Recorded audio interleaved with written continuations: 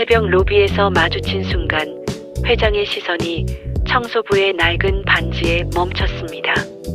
그리고 차가운 목소리가 떨어졌습니다. 그 반지 누구 겁니까? 새벽 공기가 아직 차갑게 남아있는 로비 한쪽에서 걸레가 바닥을 미끄러지는 소리가 잔잔하게 퍼졌다. 물기 하나라도 남길까 조심스레 닦아내던 손이 갑자기 멈췄다. 얼룩 하나가 유독 질겨 보였기 때문이다. 손목에 힘을 얹어 몇 번 더 문지르자 고집스럽던 자국이 흐릿해졌다. 손등으로 땀을 닦고 일어서는 순간 로비 뒤편에서 조용한 구두 소리가 들려왔다. 처음엔 단순한 직원 정도로 생각했지만 다가오는 발자국은 가볍지 않았다. 정면으로 돌아서는 순간 마주친 실루엣에 두 손이 반사적으로 포개졌다. 예상치 못한 인물과의 새벽 만남이었다. 상대는 아무 말 없이 온몸에 경계를 세우듯 곧게 서 있었다.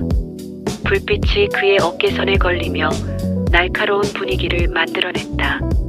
말을 먼저 꺼낸 쪽은 청소도구를 들고 있던 쪽이었다. 아, 이 시간에 이렇게 오셨어요? 그러나 대답은 오지 않았다. 대신 상대의 시선이 천천히 아래로 떨어졌다. 그 끝이 정확히 왼손 약지의 낡은 은색 반지에서 멈췄다.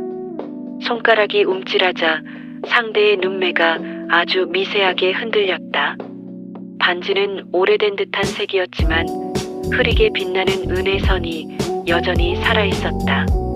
어디서 본 듯한 단번에 기억을 건드릴 만큼 선명한 디자인이었다. 그 반지 어디서 난 겁니까? 낮고 묵직한 목소리가 로비의 정적을 갈랐다. 왜 그런 질문이 나오는지 알 수 없어 잠시 말이 막혔지만 숨을 고르고 설명을 이어갔다. 며칠 전에요. 지하 주차장에서 쓰레기 정리하다가 떨어졌길래 잃어버린 사람 찾으면 드리려 했어요. 손에 맞아서 그냥 끼고만 있었어요. 큰 의미는 없어요. 말을 하고 나서야 상대의 표정이 더 차갑게 굳어졌다는 걸 눈치챘다. 반지를 보는 눈빛은 단순한 호기심이나 민원 수준이 아니었다. 지나치게 집요했고 어딘가 불길했다. 정확히 언제였습니까? 지난주 수요일이요. 새벽 5시 반쯤이었을 거예요. 그 말을 듣는 순간 상대의 호흡이 아주 살짝 멈췄다가 이어졌다. 손끝이 미세하게 떨렸다. 얼굴은 창백해졌고 눈동자는 반지에 붙들린 듯 움직이지 않았다. 왜요? 혹시 중요한 물건이었습니까? 제가 말이 끝나기도 전에 손짓 하나가 이를 잘랐다. 과도할 만큼 빠르고 단단한 움직임이었다. 당장은 그대로 두세요. 이상하다는 생각이 들면서도 상대의 표정에서 무언가 비슷한 감정을 읽어버리고 말았다. 놀람인지 두려움인지 아니면 오래 묵은 그리움인지 설명하기 어려운 눈빛이었다. 바로 반지를 빼서 내밀려던 손이 천천히 내려갔다. 상대는 잠시 더 반지를 바라보다 고개를 아주 천천히 돌렸다. 그리고 로비 끝으로 걸음을 옮겼다. 장갑 낀 손등이 옅게 떨리는 것이 스쳐 보였다. 구두 소리가 멀어지고 나서야 로비는 다시 제 원래의 고요를 되찾았다. 그러나 손가락은 쉽게 진정되지 않았다. 금속의 차가운 감촉이 유난히 또렷하게 느껴졌다. 방금 전 시선이 아직도 남아있는 듯 향기가 손목을 타고 올라왔다. 반지를 빼어 손바닥에 올려보니 오래된 흠집 사이로 은빛이 가늘게 살아있었다. 분명 아무렇지 않은 물건이라고 생각했는데 방금 전의 분위기는 그것을 허락하지 않았다. 왜 저토록 심각한 얼굴을 보였는지, 왜 그 시간과 장소를 꼭 확인하려 했는지 알 수 없는 질문만 마음속에서 크게 부풀어 올랐다. 결국 반지를 다시 끼우며 호흡을 고르고 도구를 집어들었다. 아무 일도 없던 듯 바닥을 닦아내지만 손끝엔 여전히 잔잔한 떨림이 남아있었다. 그 순간의 공기가 오래 남아 하루 내내 지워지지 않을 것 같은 불길한 예감이 조용히 스며들었다. 사무동의 불빛이 모두 켜지기도 전 사무실 안엔 서류 넘기는 소리가 거칠게 흘렀다. 책상 위에는 오래된 인사기록, 보안 출입기록, 공장 제작 자료가 뒤엉켜 있었다. 누군가 손등으로 얼굴을 문지르며 또 한 장의 문서를 펼쳤다. 그 손은 평소의 여유로운 움직임과 달리 다급했고 종이를 넘기는 속도만큼 숨도 짧게 이어졌다. 모니터가 켜진 채 수십 년 전 자료 화면이 빠르게 스쳐 지나갔다. 한 파일을 열 때마다 손끝이 멈추고 다시 닫힐 때마다 눈빛이 더 흔들렸다. 어떤 반지의 사진이 화면 한켠에 아주 작게 떴다가 사라졌다.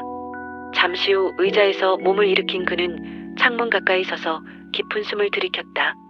창밖의 새벽 공기보다 마음속 공기가 더 무겁게 눌러오는 듯했다. 책상 위 휴대폰이 잠깐 진동했다. 짧고 건조한 알림. 인사팀에서 보내온 정리된 정보였다. 손가락이 화면을 미는 동안 눈빛이 더 어두워졌다.